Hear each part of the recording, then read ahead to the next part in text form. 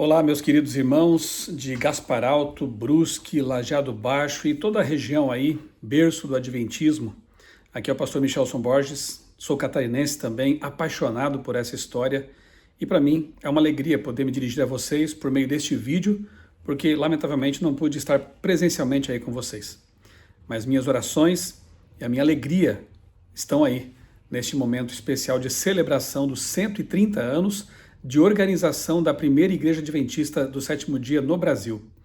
1895, pastor Frank Westphal esteve por essas regiões aí, por essas localidades em Brusque, ali realizando o segundo batismo no Brasil, primeiro em Santa Catarina, depois em Gaspar Alto, realizando o segundo batismo em Santa Catarina, terceiro no Brasil, e assim organizando uma igreja que ainda hoje é um exemplo, um marco histórico, uma inspiração para nós que de quando em quando estamos por aí visitando esta região. É uma alegria participar dessa história como pesquisador, como alguém que se apaixonou cedo por tudo isso que aconteceu nessa região. Tanto é que o meu TCC, o meu trabalho de conclusão de curso de jornalismo na Federal de Santa Catarina, rendeu este livro aqui, que eu espero que vocês conheçam, né? E que foi escrito com muito carinho, reunindo aqui histórias que são tremendamente inspiradoras, motivadoras, que nos fazem querer ser os pioneiros do século XXI, a chegada do Adventismo ao Brasil. Daqui a pouquinho eu vou contar uma história que está aqui neste livro, mas antes, deixa eu recordar com vocês outra história que aconteceu ali nos Estados Unidos com um pioneiro muito importante da nossa igreja, chamado Joseph Bates, o famoso Capitão Bates.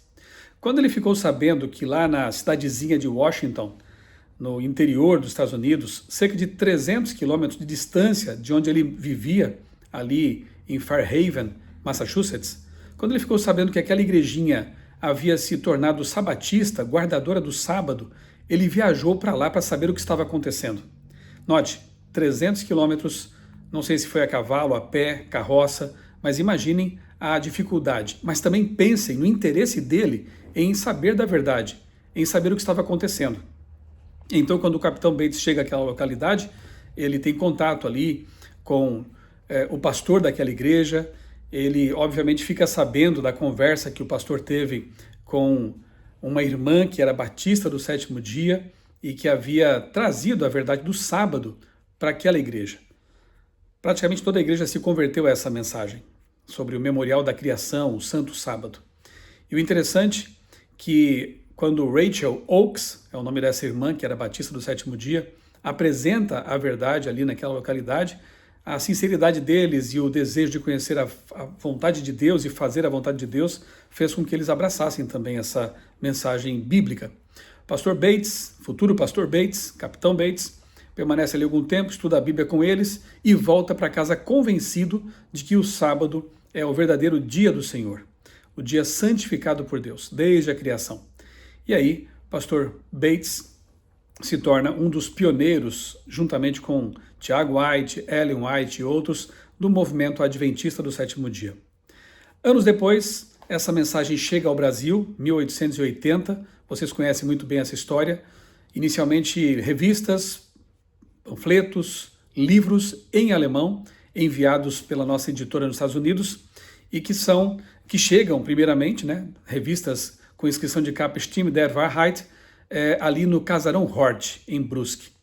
Elas são abertas, Carlos Drefk era o destinatário, e assim a história vai se desenrolando, pessoas vão lendo aquelas mensagens, algumas até embrulhando mercadorias, né, que os vendeiros usavam essas revistas e páginas para embrulhar mercadorias, e assim a mensagem foi se espalhando providencialmente por essa região abençoada.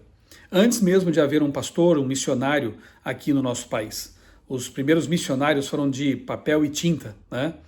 Muito bem, um dos que leu essas literaturas e se convenceu de que a mensagem adventista é bíblica foi justamente Guilherme Bels, o primeiro guardador do sábado, convencido e convertido pela leitura de material adventista do sétimo dia.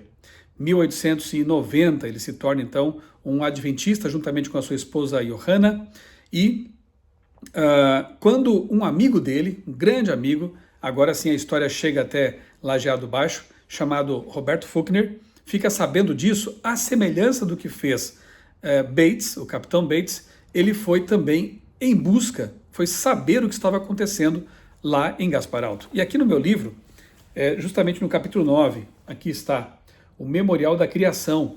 Eu conto um pouco dessa história, né, do encontro deles, enfim.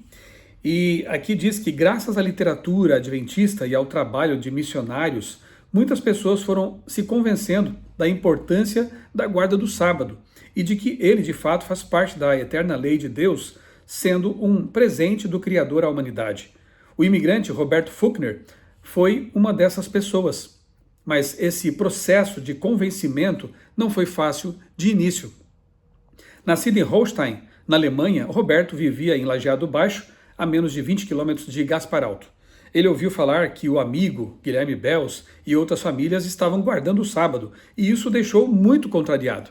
Aí um certo dia, ele comunica à esposa, né, que subiria para Gaspar Alto, lembre-se, quase 20 quilômetros, né, a pé pela mata, para verificar, para conversar com o Guilherme, na intenção até de, quem sabe, dissuadi-lo dessa ideia que para ele não fazia sentido, guardar o sábado. Bem, ele chega lá, então, e é recebido por Guilherme. Boa tarde, amigo Roberto. O que o traz até a minha casa? Boa tarde, Guilherme. Por acaso você vai a algum casamento vestido assim, de terno e gravata? Perguntou Roberto sem esconder a estranheza. Não, amigo, disse Belz calmamente. As pessoas costumam se vestir bem quando vão receber o prefeito, um governador. Eu me arrumei assim porque vou receber Jesus, o Criador e Rei do Universo. Daqui a pouco começa o sábado, o dia do Senhor. Era uma sexta-feira à tarde, portanto. Franzindo a testa, Roberto respondeu, é justamente por isso que eu vim.